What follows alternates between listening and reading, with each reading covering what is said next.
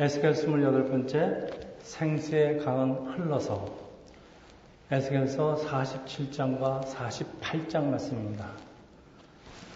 오늘 보면 성전에서 흘러나오는 생수의 강 환상은 하나님이 에스겔에게 주시는 마지막 환상이에요. 그리고 이것은 마지막 날에 하나님의 구원 계획이 완성되는 환상입니다. 그래서 오늘 에스겔서 마지막 시간입니다. 2000년 전에 예수께서 부활승천하시고 강림한 그 오순절 성령의 역사로 신약교회가 세워지는데, 그리고 초대교회에서 놀라운 역사가 잠시 일어났던 것은 장차 이루어질 천국의 모형입니다. 아직 우리가 천국에 오진 않았습니다. 오늘 보면 성전에서 스며 나오는 물이 점점 늘어서 강변의 나무에게 열매를 맺게 하고 죽은 바다로 들어가. 여러분, 죽은 바다는 세상을 상징합니다. 고기들이 다시 살게 하는 환상을 보여줍니다. 자, 사진. 네. 저 위에 있는 게 예루살렘 성전이고요. 강이 흘러내리는 그림입니다. 처음에는 미미하게 보이는 성령의 역사가 점점 강해져서 온 세상에 넘쳐나고 마침내 하나님 나라가 완성되는 것을 상징하고 있습니다. 예수께서는 이제 장차 올 천국에 대해서 여러 가지 비유로 말씀하시는데 그 중에 겨자씨 비유가 있습니다. 사진 보여주십시오. 겨자씨는 저렇게 작습니다. 그런데 겨자가 자라면은 저렇게 큰 나무가 됩니다. 이게 천국 비밀입니다. 천국은 겨자씨 하늘같이 작으나 자란 후에는 큰 나무가 되어서 새들이 그 가지에 깃든다. 그런 뜻입니다. 그러니까 지금 성전 밑에서 물이 조금씩 스며나오는 것 같아도 그 스며나는 날이 점점 큰 강이 돼서 우리가 건너가지 못할 강 정도로 큰다. 그런 말씀입니다. 에스겔서 47장 1절에서 5절 말씀입니다. 그가 나를 데리고 성전원에 이르시니 성전의 안면에 동쪽을 행하였는데 그 문지방 밑에서 물이 나와 동쪽으로 흐르다가 성전 오른쪽 대난 남쪽으로 흘러내리더라. 그가 또 나를 데리고 북문으로 나가서 바깥길로 꺾여 동쪽을 향한 바깥문에 이르시기로 본즉 물이 그 오른쪽에서 스며 나오더라. 그 사람이 손에 줄을 잡고 동쪽으로 나아가며 천척을 측량한 후에 내게 그 물을 건너게 하시니 물이 발목에 오르더니 다시 천척을 측량하고 내게 물을 건너게 하시니 물이 무릎에 오르고 다시 천척을 측량하고 내게 물을 건너게 하시니 물이 허리에 오르고 다시 천척을 측량하시니 물이 내가 건너지 못할 강이 된지라. 그 물이 가득하여 헤엄칠 만한 물이요 사람이 능히 건너지 못할 강이라. 아멘. 자, 에스겔 눈앞에 완성된 하나님의 나라에 대한 풍경이 펼쳐지는 것입니다. 하나님의 영광이 회복된 성전 문지방 밑에서 스며 나오는 물은 점점 늘어나서 강이 되어 흘러가는데 점점 그 양이 많아져서 결국은 사람이 건너지 못하는 강이 됩니다. 사진 있죠. 네. 하나님 성전에서 흘러나오는 생수, Water of Life 혹은 Living Water라고도 합니다. 모든 생명의 근원입니다. 생수의 강가의 나무들은 생명의 물로 열매를 맺는데 1년에 한 번 맺는 게 아니고 매달 새롭게 열매를 맺는 그런 나무가 됩니다. 요한계시록에서도 이런 장면이 잘 나와 있습니다. 이 계시록 22장 1절에서 2절입니다. 또 그가 수정같이 맑은 생명수의 강을 내게 보이니 하나님과 및 어린 양의 보좌로부터 나와서 길 가운데로 흐르더라. 강 좌우에 생명나무가 있어 12가지 열매를 맺되 달마다 그 열매를 맺고 그 나무 잎사귀들은 만국을 치유하기 위하여였더라. 아멘. 제가 계속 말씀드리지만 에스겔서의 마지막 부분은 요한계시록의 마지막 부분하고 굉장히 밀접하게 연결되어 있습니다. 장차 하나님께서 세우시는 예루살렘 성전, 새나라 새 땅에 대해서 똑같이 말씀하고 있습니다. 자, 모든 변화의 근원이 성소에서 흘러나오는 생수에 있는데 이 나무 열매와 잎사귀는 모든 그 약재들이 돼서 우리 육신의 병도 치료하고요. 또 우리의 상한 마음, 또 우리 시들은 우리 인생까지 치료를 합니다. 성소에서 시작된 이 생수는, 리빙워터는 이 성전 넘어 죽음의 바닥까지 도달해서 성전당 넘어 세상의 변화를 가져오는 모든 것이 다시 살아나는 놀라운 변화를 가져옵니다. 생수의 강물이 미치는 곳에서 우리 예수를 따르는 사람들은 우리 주변을 변화시키는 능력이 생깁니다. 그래서 우리 크리스천의 부르심이 이 황폐한 세상에다 생명을 주고요. 하나님의 말씀으로 우리 이웃의 삶을 변화를 가져오게 한 그런 삶을 살아야 되는 것이 우리 크리스천에게 주신 사명입니다. 에스겔서 47장 7절에서 9절입니다. 내가 돌아가니 강 좌우편에 나무가 심이 많더라. 그가 내게 이르시되 이 물이 동쪽으로 향하여 흘러 아라바로 내려가서 바다에 이르니 이 흘러내리는 물로 그 바다의 물이 되살아나리라. 이 강물이 흐르는 곳마다 번성하는 모든 생물이 살고 또 고기가 심이 많으니 이 물이 흘러 들어가므로 바닷물이 되살아나겠고 이 강이 이르는 각처의 모든 것이 살 것이며. 아라바는 요단 계곡은 요단강입니다. 요단 계곡으로 물이 흐르기 때문에 요단강이 됩니다. 이름이니까 이 물이 흘러 들어가는 바다는 죽음의 바다라는 사해를 말합니다. 강물이 요단 계곡으로 흘러 사해 바다로 들어가서 이 죽은 바다 사해를 살리는데 여러분 성경에서 사해는 자기만 아는 이기적인 세상을 상징합니다. 아주 짭니다. 사람 마음속에 있는 더러운 찌꺼기들이 다 세상으로 흘러갑니다. 이 세상은 우리들의 모든 더러운 찌꺼기들이 흘러 모이는 것이기 때문에 그게 사회바다이기 때문에 그냥 두면 썩을 수밖에 없어요. 근데 이 사회바다에는 소금기가 너무 많아서 여러분 소금의 역할을 아시죠? 썩지 않게 하는 거. 각종 더러운 것이 다 내려오지만은 소금 때문에 썩지도 않아요. 아주 이상한 바다가 됩니다. 사진 준비해 주세요. 저기 왼쪽에 있는 게 이제 저기 소금입니다. 저기 밑에 있는 게 저렇게 소금이 붙어 있는 게 사해입니다.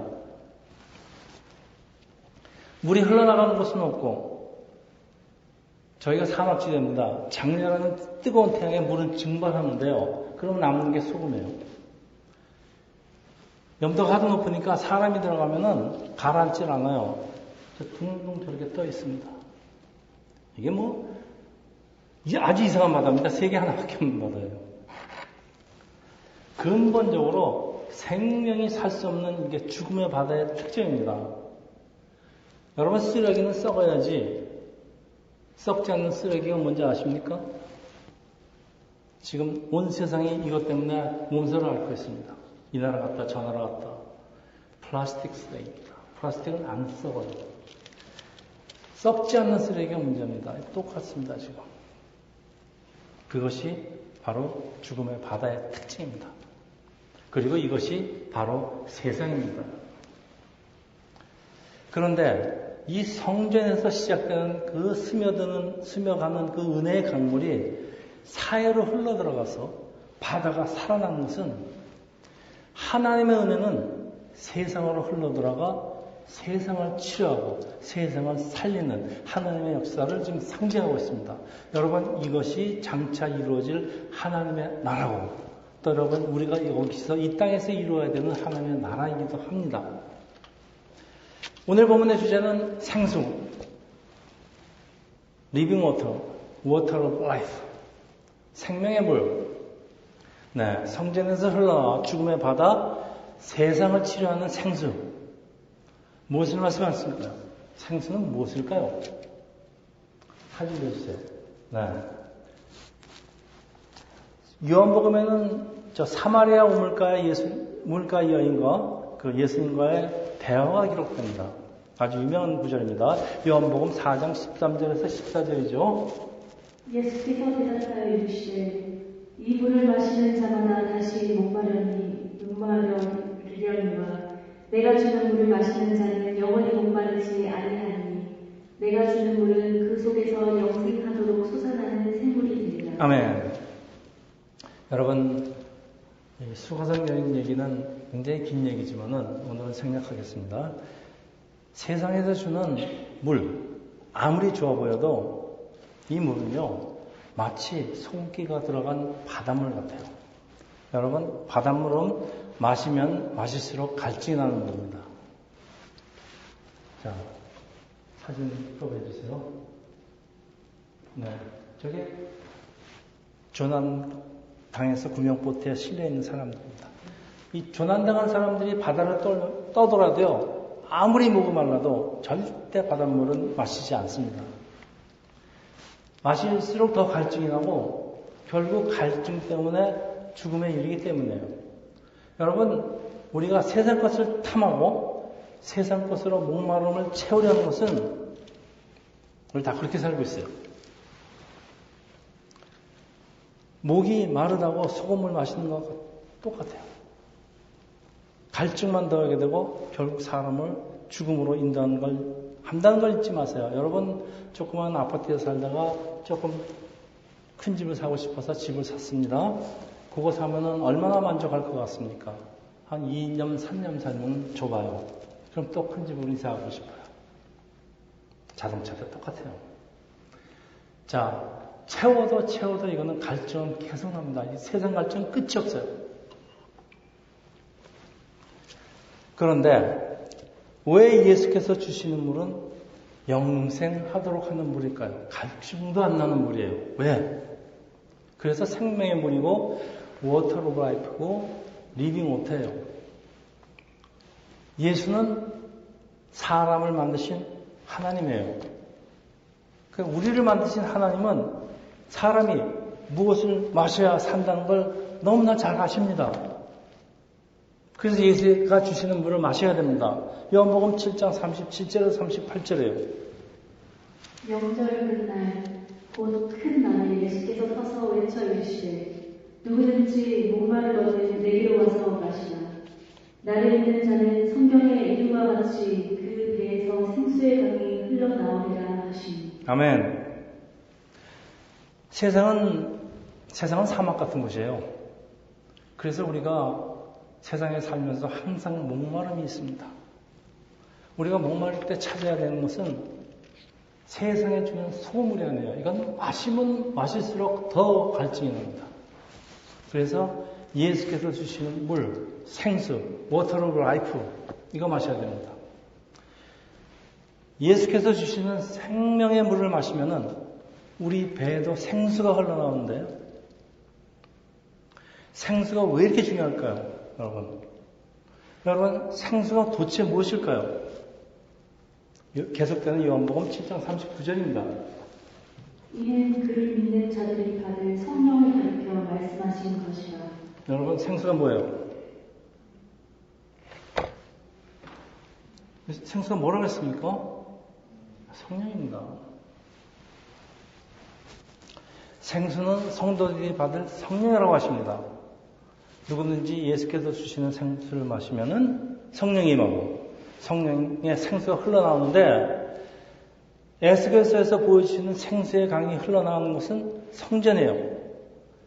다시 말씀드리면은 예수를 믿는 사람들도 다 작은 성전이죠. 우리가 성전이라고 그랬습니다.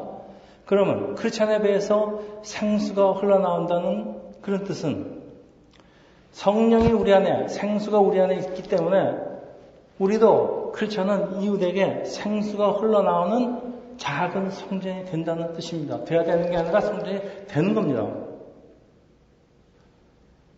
여러분 배에서는, 여러분 다 교회 나오는 크리스찬이고 작은 성전입니다. 여러분 배에서는 뭐가 흘러나옵니까?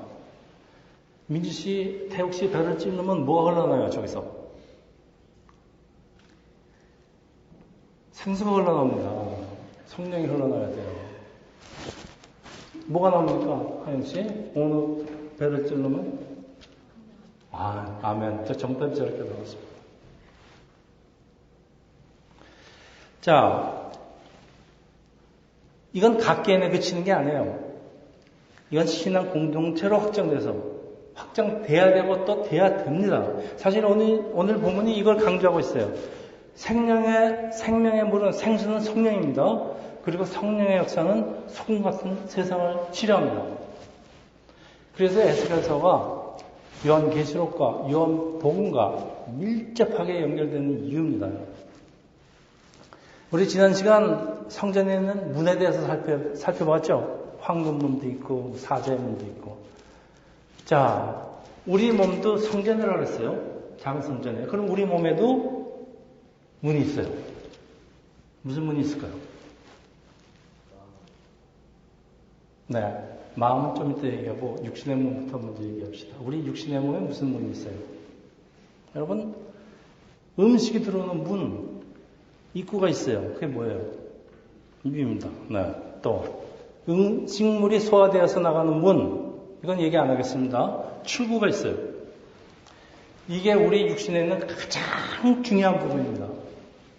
저는 제 평생을 이 입구와 출구를 관리하는데 저의 온 인생을 다 소비하고 있습니다. 여러분, 신진대사가 잘 되는 사람은요, 병이 없어요. 아주 건강합니다. 피도 다 맑고요. 근데 이 신진대사가 잘 안 되면 여러분 잘 아시다시피 얼굴에 여드름도 나고 뭐 그냥 자꾸 나요. 그렇죠? 많은 문제가 일어납니다. 자, 신진대사가 이렇게 중요합니다. 자, 그 다음에 우리 마음 얘기 좀 합시다. 우리 마음에도 문이 두 개 있어요. 하나님 은혜가 들어오는 문, 그리고 하나님 은혜가 흘러나가는 문이 두 개 있어요. 한 문은 성령께로 열려서 하나님의 말씀과 은혜가 들어오고, 또 다른 한 문으로는 하나님의 내 안에 들어온 하나님의 은혜가 세상으로 흘러나가는, 다시 말하자면 은혜의 신진대사가 이루어지면은 우리는 우리의 몸에서 나오는 생수는 세상을 치료하지만은 만약에 어떤 문인지 막혔다면 문제가 발생합니다. 하나님을 모르는 사람은 하나님을 향한 문이 닫혀있고, 하나님을 아는 사람도 하나님을 향한 문은 열려있지만 세상으로 나가는 문이 닫혀있는 사람 너무나 많습니다. 이 마음에 있는 두 문이 활짝 열려있는 사람, 그래서 하나님의 생수의 강이 들어와서 다시 흘러가는 사람이 있어요. 이걸 생수가 흐르는 통로라고 표현합니다. 하나님의 은혜와 성령의 권능이 흐르는 통로, 축복의 통로. 여러분, 우리 크리스천은 하나님이 만드신 축복의 통로이어야 합니다. 여러분 자신들이 축복의 통로라고 생각하십니까? 자, 제가 질문 하나 하겠습니다. 나는 교회에 출석하고 하나님을 예배하는데 내 마음에는 생명의 물이 흐르고 있을까요? 다시 말해서 나에게 성령이 들어와 있을까요? 이거 헷갈리는 사람이 너무나 많습니다. 답은 물론입니다. 우리는 모두 성령이 임하기 때문에 교회에 출석하지, 성령이 임하시지 않으면 교회에 출석할 수가 없습니다. 다시 말하면은 여러분이 교회에 정기적으로 출석하고 1년에 4번만 나와도 여러분 벌써 성령이 들어와 있습니다. 그냥 나오는 게 아니에요. 성수가 내 안에 들어와 있는데, 근데 왜 이렇게 장래일이 걱정이 되고, 왜 가끔가다 이렇게 두렵고, 왜 이렇게 답답한 모습으로 내가 신앙생활을 하고 있을까? 내가 봐도 내 신앙생활을 하는 게 답답하기 짝이 없어요. 뭐 바이탈리티도 없고요, 기운도 없고요. 그럼 도대체 뭐가 문제일까요, 여러분? 열심히 하려고 하는데. 그래서 많은 사람들이 핑계를 댑니다. 아직 성령이 나한테 없어서 그렇다. 천만에 맞습니다. 성령이 없으면 여러분이 여기가 나올 수가 없어요. 여러분, 혹시 내 안에 들어오는 생명의 물이 잘 흐르고 있지 않아서, 그러니까 잘 빠져나가고 있지 않아서 그럴까요? 네. 여러분, 물은 높은 곳에서 낮은 곳으로 흘러가는 것은 하나님의 창조하신 물리의 법칙입니다. 만일 우리가 하나님께로 문이 열려 있고 세상으로 향하는 문 같이 역시 열려 있다면 생수는 반드시 흐르게 되어 있는 이유는 물은 높은 곳에서 낮은 곳으로 흐를 수밖에 없기 때문에 그렇습니다. 만일 내 안에는 생수가 흐르지 않고 고여 있다면 누군가가 내 강에다가 뚝을 쌓는 겁니다. 뚝을 쌓으니까 물이 흐르질 않아요. 그럼 어떻게 됩니까, 지금? 별게 다 보이죠? 녹조 현상은 고기들 다 죽고. 똑같은 현상입니다. 만일 내 안에 생수가 흐르지 않고 고여있는 증상, 그러면 아주 답답합니다. 답답하게 느껴져요. 이유도 모르지만. 이거는 내 안에 들어와 있는 하나님의 은혜가 바깥으로 흐르지 않기 때문이 아닐까 한번 생각해 봐야 돼요.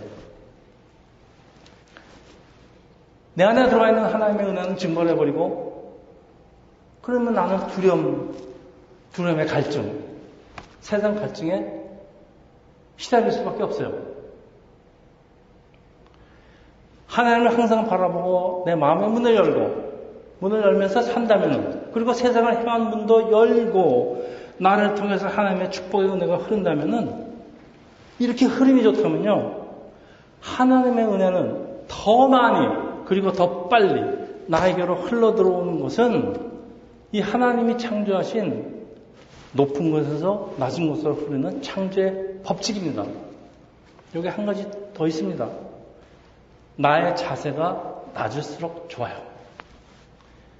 하나님이 계신 저 높은 곳에서 물이 떨어지는데 내 자세가 낮을수록, 즉 하나님과 나의 자세의 격차가 크면 클수록 물은 폭포처럼 떨어질 수밖에 없어요. 자, 나이아가라 폴입니다. 저 호수에서 저 밑으로 떨어지는데 격차가 저렇게 크니까 전 장관이 벌어집니다. 하나님의 은혜도 똑같습니다. 여러분의 자세가 왜 겸손하라고 그러는지 아십니까? 겸손하면요, 하나님이 더 주신다는 게 보다요, 하나님의 은혜는 항상 흐릅니다. 하나님의 속성이에요. 우리가 겸손하면 우리는 더 많이 받습니다.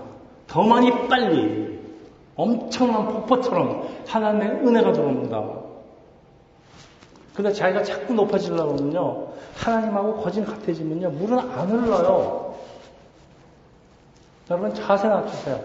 하나님 앞에는 무조건 무릎 꿇고 손 들고 하나님 앞에, 은혜 떨어집니다. 해보세요.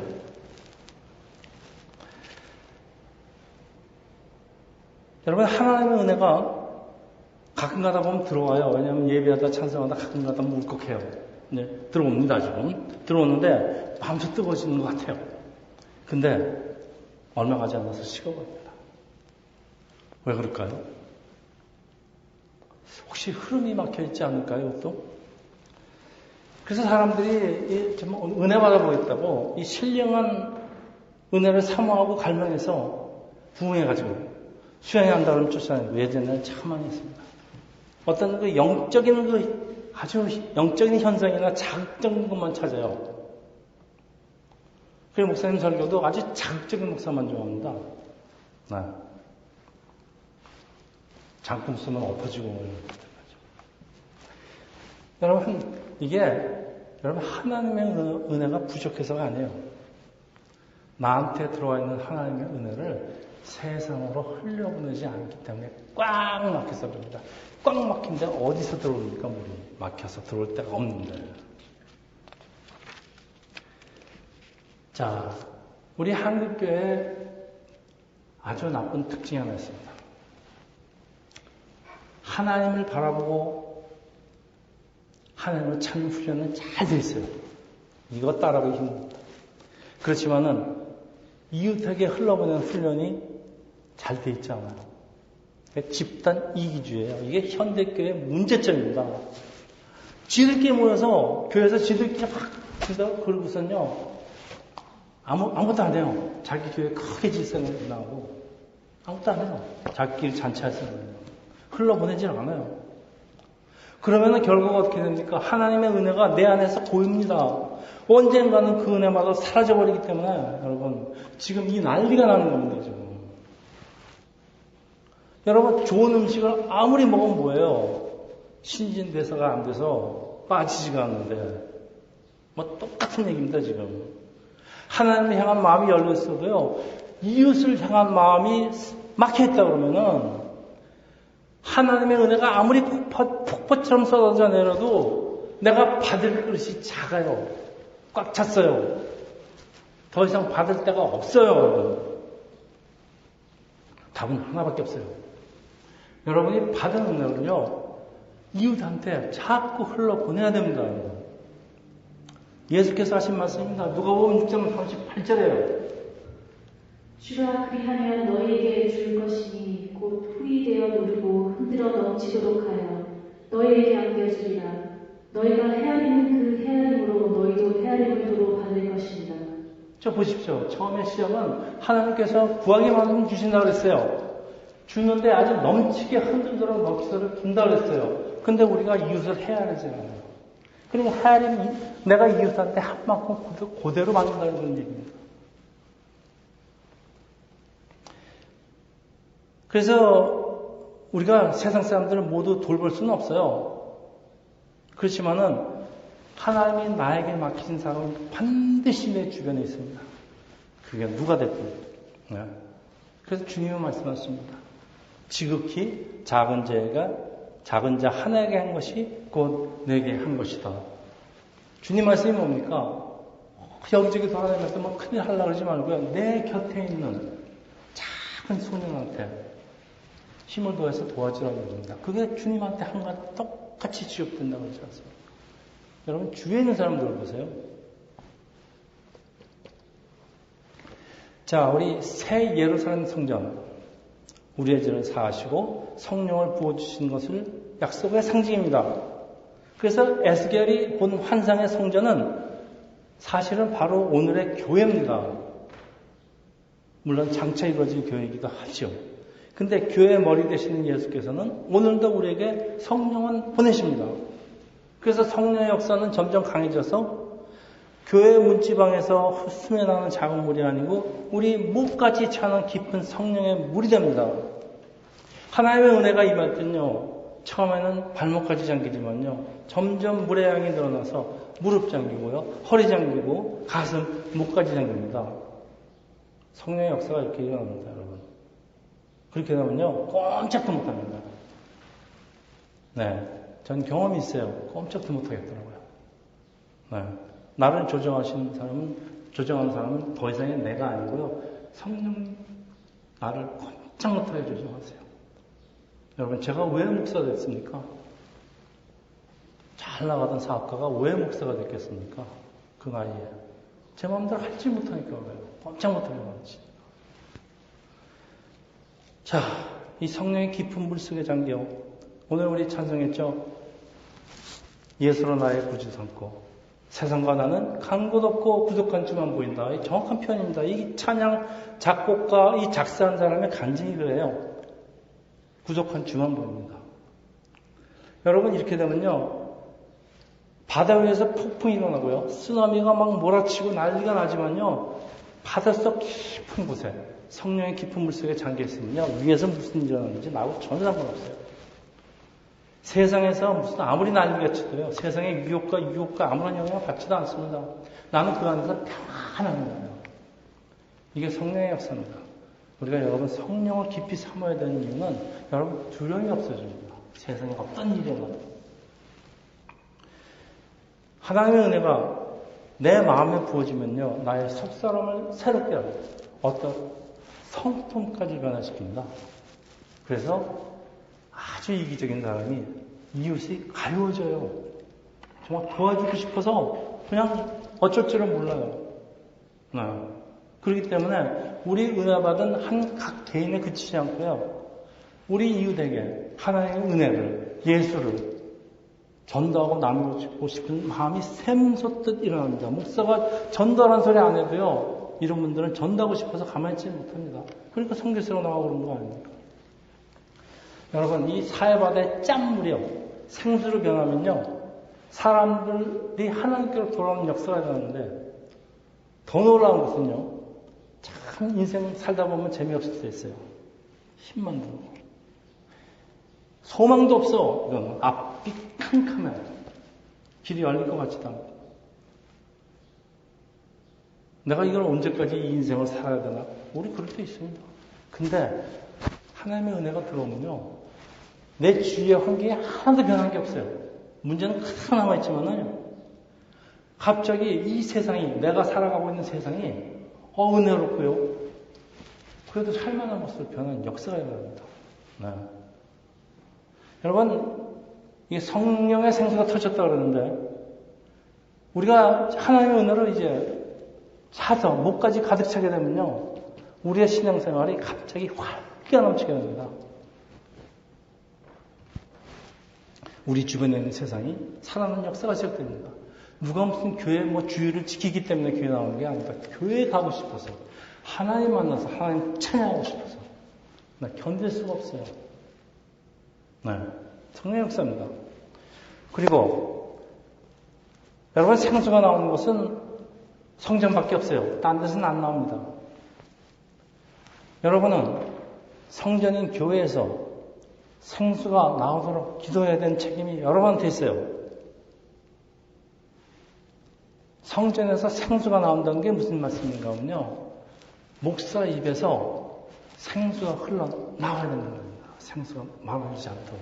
근데 목사가 맨손 세상 얘기 나오고 농담이 나오고, 그 생수 안 해요, 여러분. 여러분 그거 먹고 있다 보면요, 여러분 그 설교 듣고 웃다가요, 여러분 영혼이 점점 말라버립니다.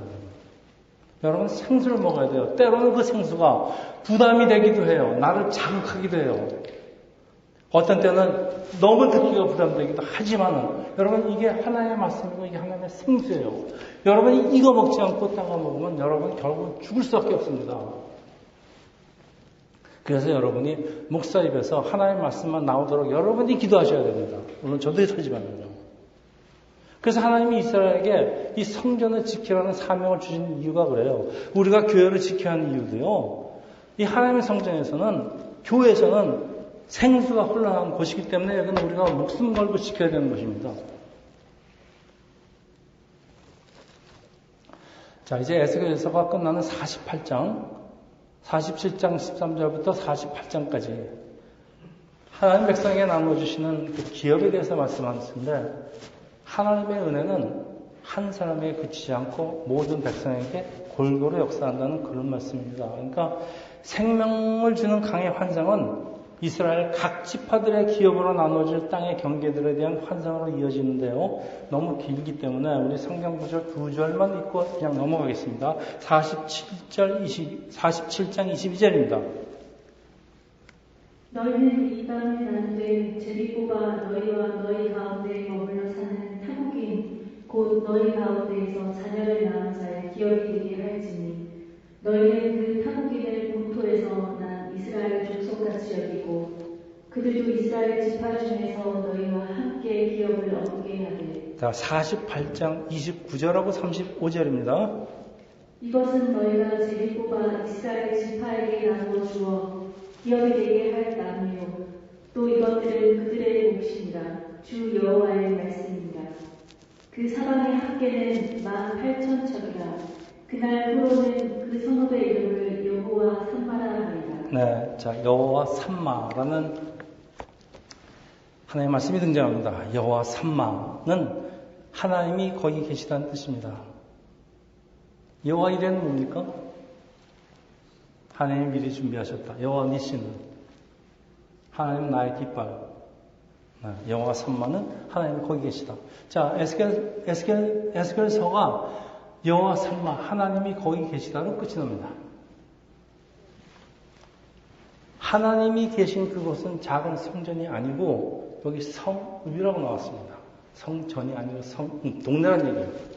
그러니까 어떤 교회라는 어떤 종교적인 영역에만 하나님이 임재하시는, 하나님이 계시는 게 아니고요, 하나님은 모든 세상 모든 곳에 임하십니다.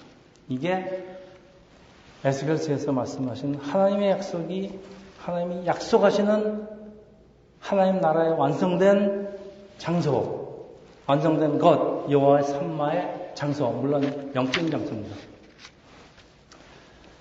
자, 이제 말씀을 좀 정리하겠는데요. 요단 계곡에서 강물은 계속 흘러 들어오지만은 나가는 곳이, 문이 없는 곳이 사해요. 그래서 물은 증발해되고 소음으로 가득 찬 바다 또는 세상 또는 사람. 여러분 짠 사람이 있죠? 세상에서 이런 짠 사람을 뭐라고 그럽니까? 절대 음식 먹으러 가서 자기가 내는 돈을 내는 적이 없어. 이 사람 뭐라 그러죠? 세자로? 응? 짠돌이라 그래요. 아, 요즘 그런 말 안 쓰나? 요즘 다 짜서 안 쓰나? 우리 땐 짠돌이라고 그랬어요. 자,